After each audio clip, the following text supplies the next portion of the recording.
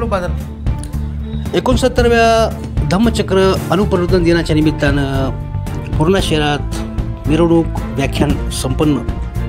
प्रारंभी सकाळी डॉक्टर बाबासाहेब आंबेडकर यांच्या पुतळ्यास अभिवादन करत धम्मध्वजाचे ध्वजारोहण नायब तहसीलदार पंढरीनाथ शिंदे यांच्या हस्ते करण्यात आले। यावेळी भिक्खू पय्या वंश भंते पय्या सार, प्रकाशदादा कांबळे, उत्तमबाया खंदारेसह आदींची उपस्थिती होती। तर दुपारी बुद्धविहार ते डॉक्टर आंबेडकर चौकापर्यंत भगवान बुद्ध व डॉक्टर बाबासाहेब आंबेडकर यांच्या तैलचित्रासह पुतळ्यांची भव्य मिरवणूक काढून मिरवणुकीचा समारोप धम्मसभेत झाला।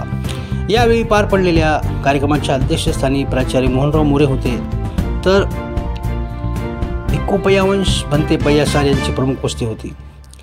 तर प्रमुख वक्ते म्हणून सुप्रसिद्ध विचारवंत इंजिनियर भीमराव हाटकर, भारतीय बौद्ध महासभेचे परभणी जिल्हा अध्यक्ष अशोक कांबळे, प्रकाशदादा कांबळे यांची धम्मपीठावर उपस्थिती होती।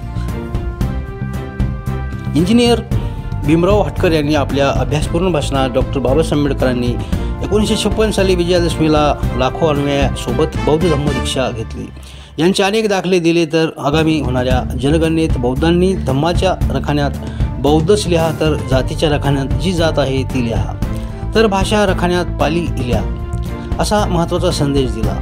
बौद्धांच्या सर्वांगीण विकासासाठी हे आवश्यक असल्याचा आशावाद बोलताना भीमराव हाटकर यांनी व्यक्त केला। कार्यक्रमासाठी मोठ्या संख्येने बौद्ध उपासक उपासिकांनी हजेरी लावली होती।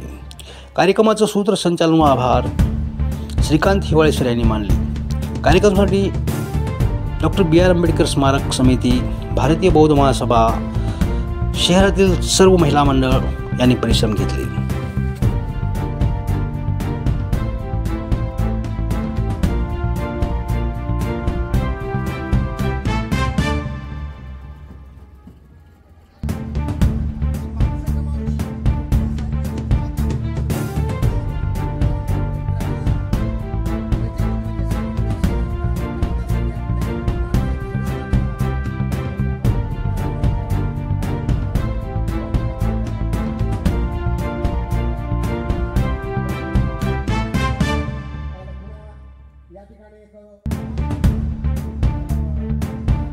धम्मचक्र परिवर्तन दिन आहे, या निमित्तानं बौद्धांची जनगणना हा विषय झाला। तुम्ही काय सांगणार आहात याबाबत? धम्मचक्र परिवर्तन दिन आज आपल्या समाजाला अतिशय महत्त्वाचा दिवस आहे आणि बुद्धिझम आपल्या विधानसभेमध्ये 1990मध्ये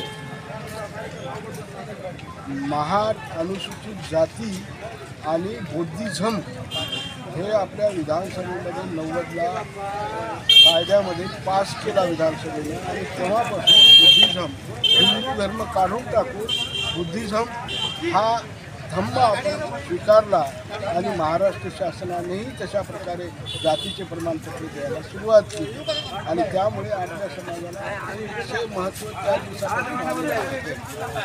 नाही, पण बौद्धांची जी संख्या इथं कमी दाखवल्या जात आहे, त्यामुळं जे काय आपल्याला मिळालं पाहिजे आरक्षण ते मिळत नाही, काय सांगू?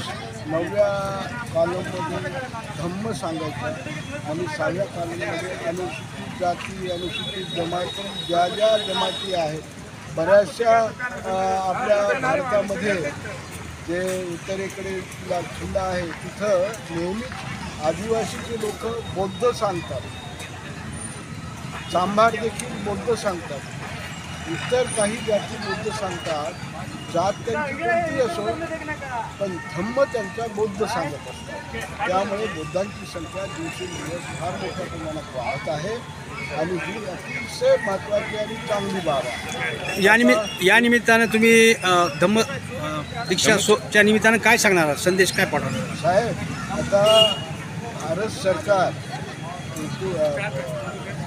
2026मध्ये जनगणना करणार आहे आणि जनगणनेमध्ये आता आपले सन्माननीय भीमरावजी हाटकर साहेबांनी अतिशय महत्त्वाची बाब त्यांनी सांगितलेली आहे की माणसाने धम्म म्हणजे बौद्ध धम्म लिहावा आणि आपली जात जुनी आहे, अनुसूचित जात, अनुसूचित जातीचा जो भार आहे तो आपण लिहिला पाहिजे असं त्यांनी सांगितलं। आणि आपले आपली भाषा पाली सांगायची, मराठी सांगा, पाली सांगा, त्या कोणत्याही भाषेचं असलं तरी आपल्याला धम्म म्हणजे महत्त्वाचं आहे. बुद्धिझम्म आपण मुख्यमंत्री देवेंद्र फडणवीसने